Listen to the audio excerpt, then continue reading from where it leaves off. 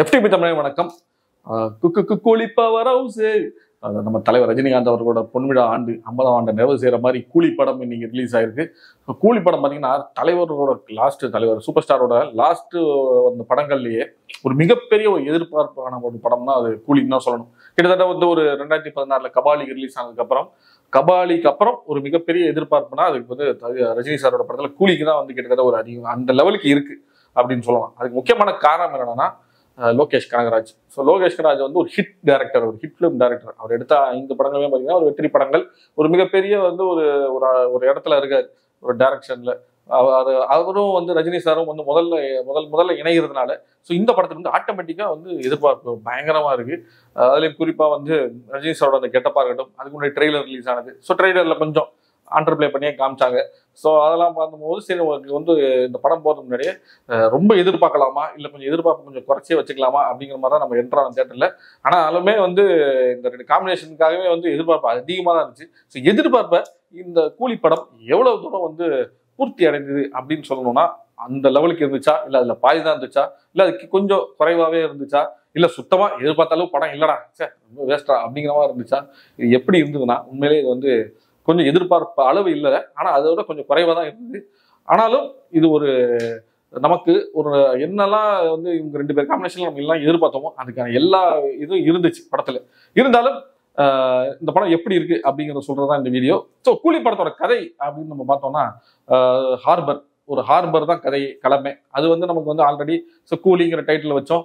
So அதுக்கப்புறம் வந்து நம்ம ட்ரெய்லர் பார்க்கும்போது தெரிஞ்சுது.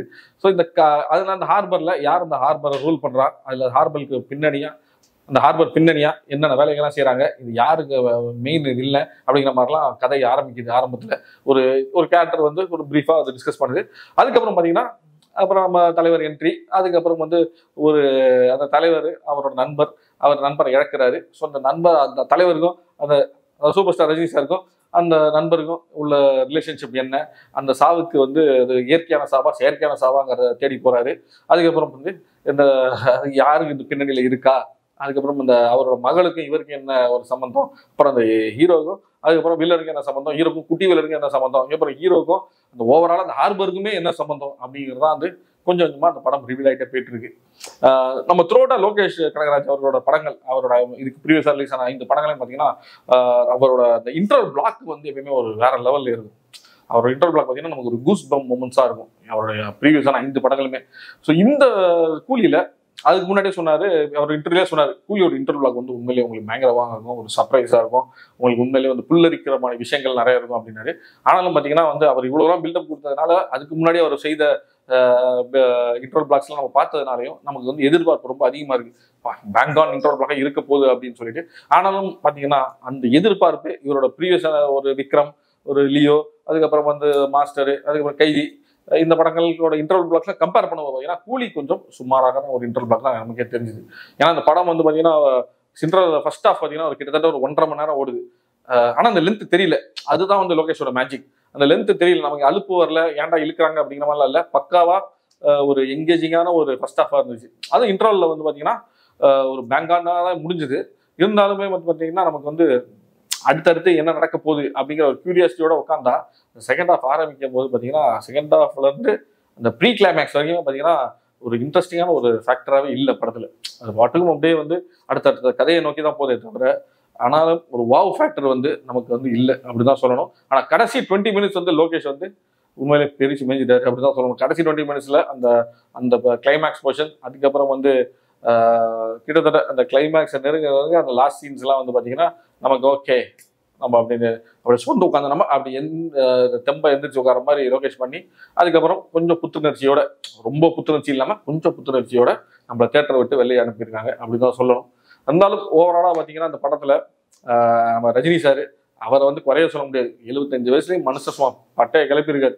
அது வந்து அவரோட எமோஷனல் சீனா இருக்கட்டும், அதுக்கப்புறம் ஆக்ஷன் சீனா இருக்கட்டும், அப்புறம் மாஸ் சீனா இருக்கட்டும், ஒரு டைலாக் ஒரு பேசுற சீன், கிட்டத்தட்ட ஒரு சீன் ஒன்று வருதுங்க படத்துல பார்த்தீங்கன்னா ஒரு 3 நிமிஷம் பேசுறாரு. கிட்டத்தட்ட ஒரு 2.5-3 நிமிஷம் மேலே பேசுறாரு, ஒரு சிங்கிள் டேக்கு. அதில் பார்த்தீங்கன்னா அதோட எக்ஸ்பிரஷனும் அந்த டைலாக் டெலிவரியும் அந்த அவ்வளோ சூப்பராக இருக்கு. அந்த ஒரே ஷாட்ல பட்டை கிளப்பிட்டாரு. ஸோ இதுக்கு முன்னாடி நம்ம எல்லாம் பார்த்துருக்கோம். இப்போ அண்ணாமலையில் வந்து அவர் பேசுகிற டைலாக், அந்த பஞ்சில் அசோக் கிட்ட பேசுகிற மாதிரி அந்த மாதிரி இதுலயும் பாத்தீங்கன்னா ஒரு சூப்பரான ஒரு ஒரு சீன் இருக்கு. அதை நீங்க தியேட்டர்ல பாருங்க, கண்டிப்பா வந்து என்ஜாய் பண்ணுவீங்க. அப்புறம் ரஜினி சாருக்கு அப்புறம் பாத்தீங்கன்னா சோபின் அவர் தான் வந்து பாத்தீங்கன்னா அவர் ரஜினி சாருக்கு அடுத்தது நிறைய ஸ்கிரீன் பிரைஸ் வரவர் நம்ம மஞ்சு மேல் பாய் சோபின். அவர் பாத்தீங்கன்னா அவரோட ரோல் சூப்பராகவே பண்ணியிருக்காரு. என்னடா இந்த ஆள் இவனை போட்டு அடிக்க முடியலையா, என்ன இப்படி தடவுறீங்க அவனை அடிக்கிறதுங்கிற மாதிரி தோணுது. ஆனாலுமே அது நமக்கு வந்து படம் பார்க்கும்போது அதெல்லாம் தாண்டி போயிறாரு. ரொம்ப பவர்ஃபுல்லான ஒரு கேரக்டரா இருக்காரு. கிட்டத்தட்ட அவர் தான் வந்து அந்த ஓவராலா வில்லனிசத்தையே அவர் தான் வந்து தூக்கி நிறுத்துறாரு. உண்மை நாகார்ஜுனா தான் மெயில் வேணும், இருந்தாலும் உங்களுக்கு படம் முடிஞ்சிட்டு வெளில வந்தா நாகார்ஜுனாவோட சோபின் கேரக்டர் தான் நமக்கு மனசுல நிக்குது. அந்த மாதிரி ஒரு பவர்ஃபுல்லான கேரக்டர். அதுக்கப்புறம் நம்ம கிங் நாகார்ஜுனா அவர்கள், அவர் வந்து அவரோட கரிஷ்மா, அவரோட பாடி லாங்குவேஜ் எல்லாமே நமக்கு ரக்ஷன்ல இருந்து பார்த்துட்டு இருக்கோம், இதே திருட்டு அதுல இருந்து பார்த்துட்டு இருக்கோம். அதனால வந்து அவர் வந்து அவரோட வேலையை வந்து சூப்பராக பண்ணியிருக்காரு. அதுக்கப்புறம் பாத்தீங்கன்னா ஒரு சர்ப்ரைஸ் கேரக்டர் இருக்கு, அது யாரும் நான் ரிவீல் பண்ண விரும்பல. அந்த ஒரு கேரக்டர் வந்து உண்மையிலேயே வந்து ஒரு நல்ல மாதிரி வரும், டக்குன்னு பார்த்தா ஒரு பயங்கரமான நெகட்டிவ் கேரக்டர் ஆயிரும். அது வந்து நீங்க படம் பார்க்கும்போது தெரியும். ஸ்பாய்லர்ஸ் அலர்ட்லாம் கிடையாது, ஸ்பாய்லர்லாம் சொல்ல விரும்பல. அதுக்கப்புறம் வந்து ஸ்ருதிஹாசன் வந்து உண்மையிலே எமோஷனலா சூப்பரா பண்ணியிருக்காங்க. அப்புறம் சத்யராஜ் சாருமே வந்து அவர்லாம் நம்ம நடிப்பை நம்ம விமர்சனம் பண்றதுக்கு ஒரு இதே கிடையாது, ஏன்னா அவர் பக்காவா பண்ணிட்டு போயிருக்காரு. அப்புறம் உபேந்திரா ஒரு சும்மா சின்ன சீன் தான் வராது தவிர, ஆனா ஓவரால் வந்து பாத்தீங்கன்னா எப்படி நம்ம வந்து ஜெயிலர்ல வந்து சிவராஜ்குமார் சும்மா நடந்து வந்தாலே சூப்பரா இருந்துச்சு, அந்த மாதிரி உபேந்திராவோட அந்த ஒரு ஸ்கிரீன் பிரசன்ஸுமே, அந்த ஃபைட்டு, அவரோட அந்த அந்த கிளைமேக்ஸ்ல அவர் பண்றதெல்லாம் பாத்தீங்கன்னா உண்மையில உபேந்திரா வந்து இன்னும் கொஞ்சம் யூஸ் பண்ணிக்கலாமோ, அவருக்கு இன்னும் ஸ்கிரீன் பிரசன்ஸ் கொடுக்கலாமோ அப்படிங்கிற மாதிரி இருந்துச்சு. ஸோ படத்தில் வந்து பார்த்தீங்கன்னா கேமியோ, ஒரு ஆமீர் கானோட கேமியோ வந்து ஆல்ரெடி சொல்லிட்டாங்க. ஸோ ரொம்ப எதிர்பார்ப்புக்குரிய ஒரு கேமியோவாக எதிர்பார்த்துட்டு இருக்கும் போது அது சப்புன்னு முடிஞ்சது தான் இன்னொரு ஒரு டல் மூமெண்ட்னு சொல்லலாம் படத்தில். ஏன்னா வந்து நம்ம வந்து ப்ரீவியஸாக வந்து லோகேஷ் அவர்களோட ஒரு ரோலெக்ஸ் அது எப்படி இருந்துச்சு, சும்மா அந்த மாதிரி இருந்துச்சு. ஸோ விக்ரம் படம் வந்து கிளைமேக்ஸ், விக்ரம் படம் செகண்ட் ஹாஃபே சும்மா தட்டன்னு இருக்கும். அதுலேயும் இந்த கிளைமேக்ஸ் போர்ஷனில் வந்து படம் முடிஞ்சிச்சு அப்படிங்கும்போது ரோலெக்ஸ் வருவார். வந்ததுக்கப்புறம் அந்த எல்சிலாம் சேர்ந்து கனெக்ட் பண்ணதுக்கப்புறம் அந்த பிக்சல்லாம் சேர்ந்து ஒன்றா சேர்ந்து ஒரு ஃபோட்டோ வர மாதிரி அப்படிங்கிற மாதிரி ஒரு கனெக்ஷன் பண்ணி ரோலெக்ஸை தூக்கி நிறுத்திச்சு படம். ஆனால் அந்த மாதிரி தான் நம்ம எதிர்பார்த்துட்டு இருந்தோம் ஒரு ஆமீர் கானோட இந்த ஒரு கேமியோ. ஆனால் பார்த்தீங்கன்னா அது வந்து ரொம்பவே ஒரு சுமாரான ஒரு கேமியோவாக முடிஞ்சு போச்சு அப்படின்னு சொல்றது ரொம்பவே வருத்தமாக இருக்கு. இதுக்கு பதிலாக எதுக்கு ஆமீர் கான், இதுக்கு வந்து மன்சூர் அலிகானே போதுமே அப்படிங்கிற மாதிரி நமக்கே தோணுச்சு.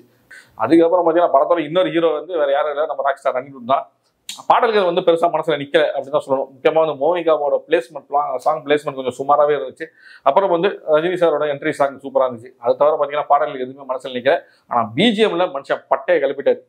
ஓவராலா அந்த படத்தை வந்து நம்ம வந்து ஒரு இன்ட்ரிகிங்கா ஒரு ஒரு ஒரு ஹோல்ட் பண்றது வந்து அனி அவர்களோட பிஜிஎம் தான் அப்படின்னு சொல்லணும். அதுக்கப்புறம் டெக்னிக்கல் வைஸ் படமே நல்லா தான் இருந்துச்சு. அதில் குறிப்பா வந்து ஒரு ஃபிளாஷ்பேக், சின்ன ஃபிளாஷ்பேக் சீன்ல வந்து டிஹெச்சிங்லாம் பண்ணியிருக்காங்க. அது கொஞ்சம் தேட்டரில் பாருங்க, உண்மையிலே வந்து ரணகலமா இருக்கும். அதே மாதிரி இதெல்லாம் பாசிட்டிவ் படத்துல. நெகட்டிவ் என்னன்னா வந்து நமக்கு வந்து இந்த படம் வந்து ஓவராலா ரைட்டிங்ல என்ன கொஞ்சம் பெட்டரா இருந்துக்கலாமோ அப்படின்னு. ஸ்கிரீன் பிளே இதெல்லாம் வந்து இன்னும் கொஞ்சம் செகண்ட் ஹாஃப்ல எங்கேஜிங்கா இருக்கலாம். ஏன்னா செகண்ட் ஹாஃப் ஆரம்பிச்சதுல இருந்து ஒரு சேஸ் ஒன்று போது, ஒரு ட்ரெயின் பார்த்தீங்கன்னா அந்த ட்ரெயின் சீக்வன்ஸ், அதுக்கப்புறம் வந்து அதுக்கப்புறம் ஒரு சேஸ் இந்த செகண்ட் ஹாஃப்ல அதெல்லாம் பார்த்தீங்கன்னா கொஞ்சம் விறுவிறுப்பு கம்மியாவே இருந்த மாதிரி இருந்தது. ஒரு மாதிரி வந்து ஒரு வா ஃபேக்டர் இல்லை அப்படிதான் சொல்லணும். அதுக்கப்புறம் வந்து பாத்தீங்கன்னா அதுல எப்பவுமே லோகேஷ் அவர்களோட விண்டேஜ் சாங்ஸ் ஒரு டச் இருக்கும், அவரோட கைதியில இருந்து பார்த்துட்டு வரும். இதுலயும் வந்து அது மாதிரி இருக்கு. ஆனா அது வந்து இதுக்கு முன்னாடி லோகேஷோட அந்த சர்ப்ரைஸ் ஃபேக்டர் இதுல இல்லை அப்படின்னு தான் சொல்லணும். இதுல ரொம்பவே குறைவா இருந்துச்சு. ஸோ அதுக்கப்புறம் வந்து ஃபர்ஸ்ட் ஹாஃப் பார்த்தீங்கன்னா ரொம்பவே வந்து நீளமா இருந்தாலும் அதோட இது தெரியல உங்களுக்கு அந்த அலுப்பு. ஆனா செகண்ட் ஹாஃப் உங்களுக்கு லைட்டா அலுப்பு தட்டுன்னு தான் சொல்லணும். ஏன்னா வந்து அந்த கிளாஸ் 20 நிமிஷம் கிளைமேக்ஸ் வரைக்குமே படம் வந்து அப்படியே ஒரே எதை நோக்கி போகுதுன்னே தெரியாம போயிட்டு இருக்கு. அப்படிதான் திரைக்கதை. அதை கொஞ்சம் லோகேஷ் கொஞ்சம் கவனம் செலுத்திடலாம் அப்படின்னு தோணுது. ஆனாலும் உங்களே டைலாக்ஸ் எல்லாமே சூப்பராகவே இருந்தது. இருந்தாலும் கூலி வந்து எதிர்பார்ப்புக்கு மிஞ்சி இருந்ததா அப்படின்னா கிடையவே கிடையாது. எதிர்பார்ப்புக்கு கம்மியாவே தான் இருந்தது அப்படின்னு சொல்லணும். ஆனாலும் இது ஒரு வெற்றி படமாக அமையறதுக்கான எல்லா தகுதியும் கூலி படத்துல இருக்கு. அது வந்து எந்த டவுட்டும் கிடையாது. சூப்பர் ஸ்டாருக்கு வந்து இந்த படம் ஒரு வெற்றி படமாக தான் அமையும். இருந்தாலும் ரொம்ப இந்த காம்பினேஷன் ரொம்ப எதிர்பார்த்து போனவங்களுக்கு இது ஒரு ஏமாற்றமான படம் தான்.